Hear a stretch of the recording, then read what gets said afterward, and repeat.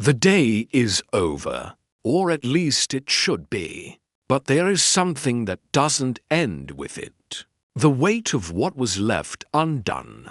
The conversation that didn't go well. The task that didn't move forward as it should.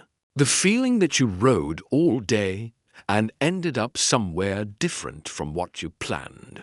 And now you are here, with your body asking for rest and your mind still processing everything the day left behind. And there is something specific about the exhaustion of routine that is different from any other kind of tiredness.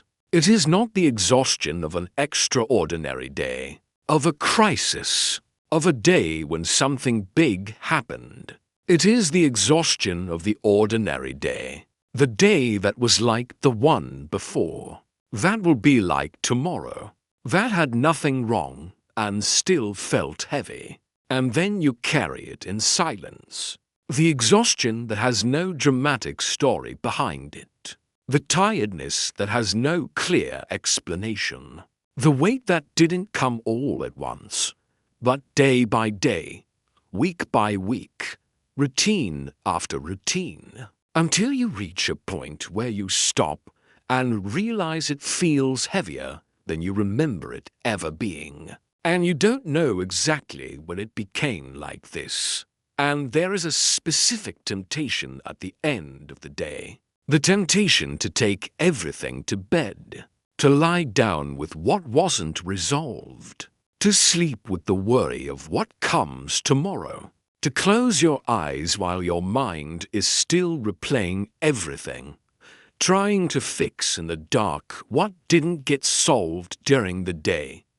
If you made it to this video now, subscribe to the channel. Every week there is a new prayer here, for the days that feel heavy, for the nights that need a word before you close your eyes. And before getting into the story, I need you to hear something. The tiredness you are feeling right now does not need to go to bed with you. There is a way to end the day differently than just letting it end.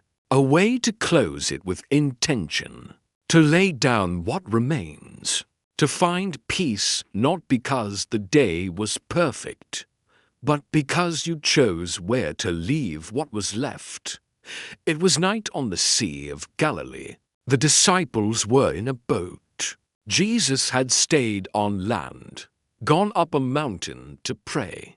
After a long day of teaching and miracles, and they went on alone, rowing toward the other side, and the wind came against them, not in their favor, against them, and they rowed. I was rowing against the wind, with real effort, with tired arms, with a boat that was not moving as it should. And the Bible says that Jesus, from the mountain where he prayed, saw them struggling at the oars. And here is the detail I need you not to rush past. Jesus was praying, not sleeping, not resting. Praying. And in the middle of prayer, he looked at the sea and saw the disciples rowing against the wind. That means that while they were struggling, he was interceding.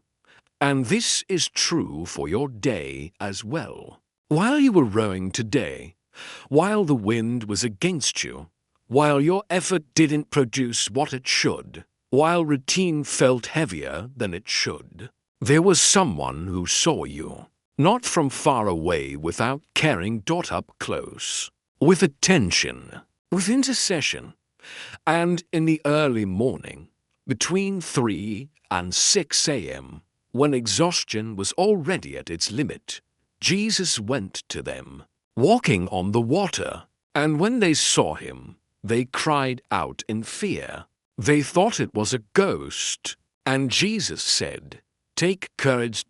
It is I. Do not be afraid." Think about this sequence. They had been rowing for hours against the wind. They were exhausted. Afraid. In the dark. And the first thing Jesus said was not, Why haven't you arrived yet? Why are you afraid? You should have rowed harder. It was. Take courage. It is I. Do not be afraid. And when Jesus got into the boat, the wind ceased. Not before. When he entered, they rowed all day against the wind. And when he entered, the wind stopped. And the Bible says they immediately reached the shore they were heading to. And I stay with that image for a long time. Because many times this is how the day ends. You rowed. You tried. The wind was against you. You did not get where you wanted. And you are exhausted, not from laziness, but from fighting all day against something beyond your control. And the solution was not to row harder. It was to let Jesus enter the boat.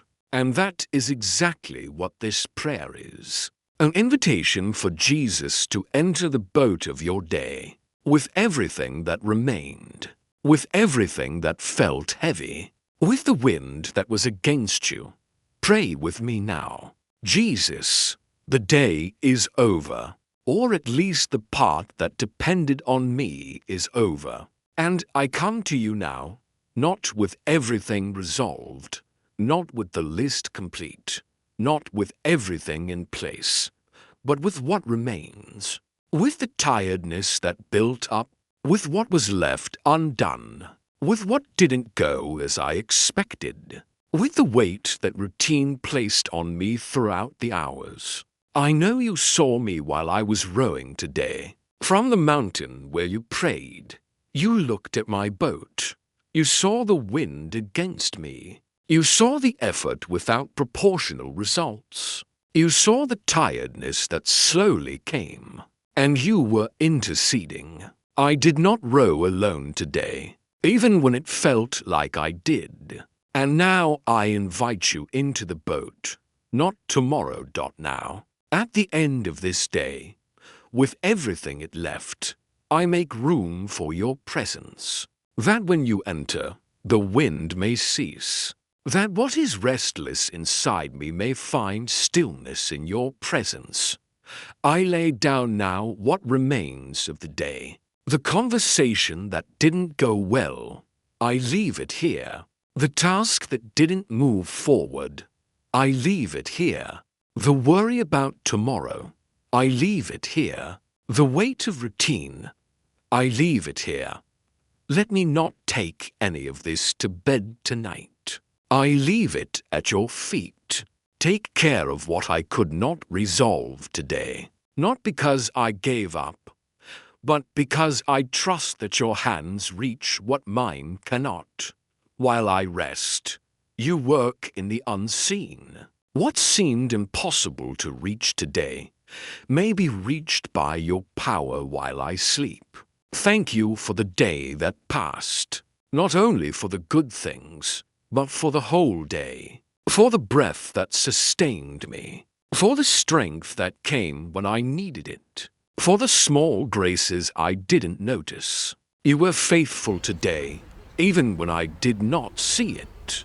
Let the rest that comes now be real, not another space for processing. Real rest. Let the body be restored.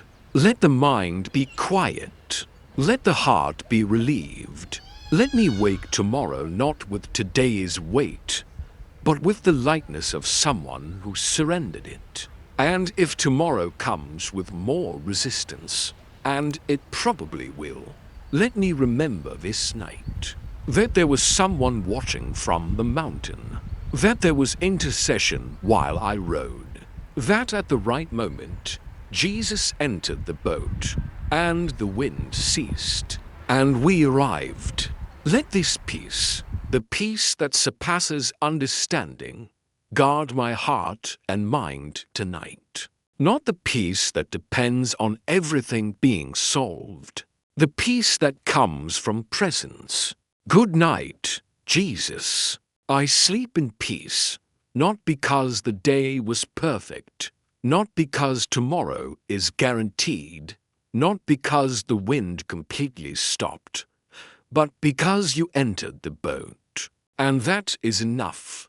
If this prayer brought peace to your night, write in the comments. I let go of the oars and rest. Declare this before you sleep. Because rest that comes from a decision is different from sleep that comes from exhaustion. Share this video with someone who goes to bed carrying too much. Someone who lies down with the weight of the day still on them. You don't need to explain anything. Just send it. Sometimes all someone needs is a word before sleeping. The disciples rowed for hours against the wind, reached their limit, and Jesus entered the boat, and the wind ceased, and they arrived. Your day may have had resistance, but Jesus is entering your boat now. End your day in peace.